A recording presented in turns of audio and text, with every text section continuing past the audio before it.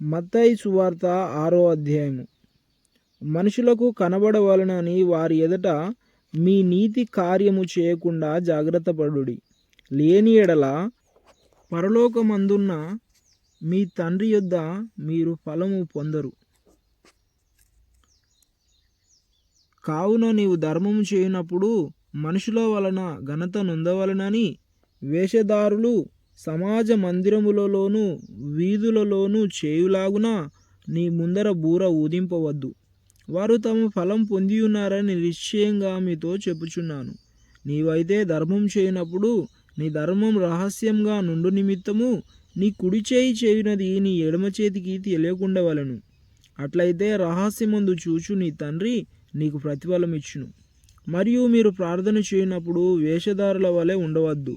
మనుషులకు కనబడవలనని సమాజ మందిరములలోను వీధుల మూలల్లోనూ నిలిచి ప్రార్థన చేయుట వారికి ఇష్టము. వారు తమ ఫలం పొంది ఉన్నారని నిశ్చయంగా మీతో చెప్పుచున్నాను.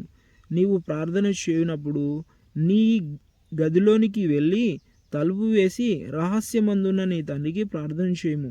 అప్పుడు రహస్యమందు చూచు నీ తండ్రి నీకు ప్రతిఫలం ఇచ్చును. మరియు మీరు ప్రార్థన చేయనప్పుడు అన్యజనుల వలె వ్యర్థమైన మాటలు వచింపవద్దు. విస్తరించి మాట్లాడటం వలన తమ మనవి వినబడునని వారు తలంచుచున్నారు. మీరు వారి వలె ఉండకుడి. మీరు మీ తండ్రిని అడగక మునిపే మీకు అక్కరగా నున్నవేవో ఆయనకు తెలియను. కాబట్టి మీరు లాగు ప్రార్థన చేయుడి. పరలోకమందున్న మా తండ్రి, నీ నామం పరిశుద్ధపరచబడుగాక, నీ రాజ్యం వచ్చుగాక, నీ చిత్తం పరలోకమందు నెరవేరుచున్నట్లు భూమి అందును నెరవేరునుగాక. మా అనుదిన ఆహారం నేడు మాకు దయచేయము. మా రుణస్థులను మేము క్షమించిన ప్రకారం మా రుణములు క్షమించుము. మమ్మను శోధనలోకి తేక దుష్టు నుండి మమ్మను తప్పించుము. మనుషుల అపరాధములను మీరు క్షమించిన ఎడల మీ పరలోకపు తండ్రియు మీ అపరాధములను క్షమించును.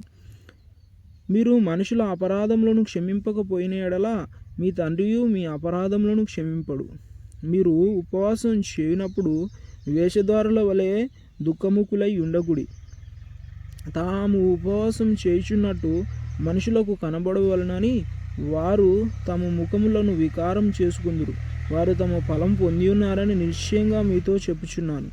ఉపవాసం చేయుచున్నట్టు మనుషులకు కనబడవలనని కాక రహస్యమందున నీ తండ్రికే కనబడవలనని నీవు ఉపవాసం చేయనప్పుడు నీ తల అంటుకొని నీ ముఖము కడుక్కొనుము.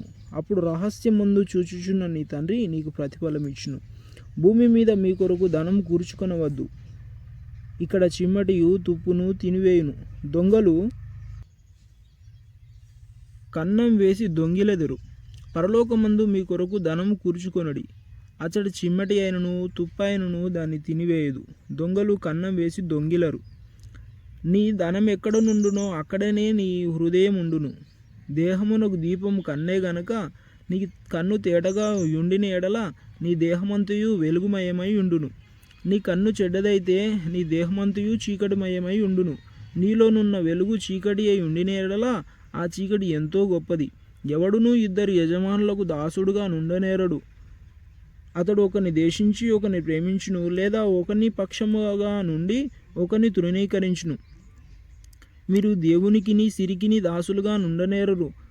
అందువలన నేను మీతో చెప్పినదేమనగా, ఏమి తిందుమో ఏమి త్రాగుదుమో అని మీ ప్రాణమును గురించి అయినను, ఏమి ధరించుకుందుమో అని మీ దేహమును గురించి అయినను చింతింపకుడి. ఆహారం కంటే ప్రాణమును, వస్త్రం కంటే దేహమును గొప్పవి కావా? ఆకాశ పక్షులను చూడుడి, అవి విత్తవు, కొయ్యవు, కొట్లలో కూర్చుకొనవు, అయినను మీ పరలోకపు తండ్రి వాటిని పోషించుచున్నాడు. మీరు వాటికంటే బహుశ్రేష్ఠులు కారా?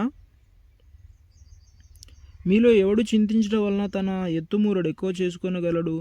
వస్త్రములను గురించి మీరు చింతింపనేలా? అడవి పువ్వులు ఎలాగూ ఎదుగుచున్నవో ఆలోచించుడి. అవి కష్టపడవు, వడకవు. అయినను తన సమస్త వైభవముతో కూడిన సొలొమోను సైతము వీటిలో ఒకదాని వలనైనను అలంకరింపబడలేదు. నేడుండి రేపు పొయ్యిలో వేయబడు అడవి గడ్డిని దేవుడు అలాగూ అలంకరించిన ఎడలా అల్పవిశ్వాసులారా, మీకు మరి నిశ్చయంగా వస్త్రములు ధరింపజేయును కదా. కాబట్టి ఏమి తిందుమో ఏమి త్రాగుదమో ఏమి ధరించుకుందుమో అని చింతింపకుడి. అన్ని జనులు వీటన్నిటి విషయమై విచారింతురు. ఇవన్నీ మీకు కావాలనని మీ పరలోకపు తండ్రికి తెలియను. కాబట్టి మీరు ఆయన రాజ్యమును నీతిని మొదట వెదుకుడి, అప్పుడు అవన్నీ మీకు అనుగ్రహింపబడును. రేపటిని గురించి చింతింపకుడి, రేపటి దినము దాని సంగతులను గురించి చింతించును. ఏనాటికి కీడు ఆనాటికి చాలును.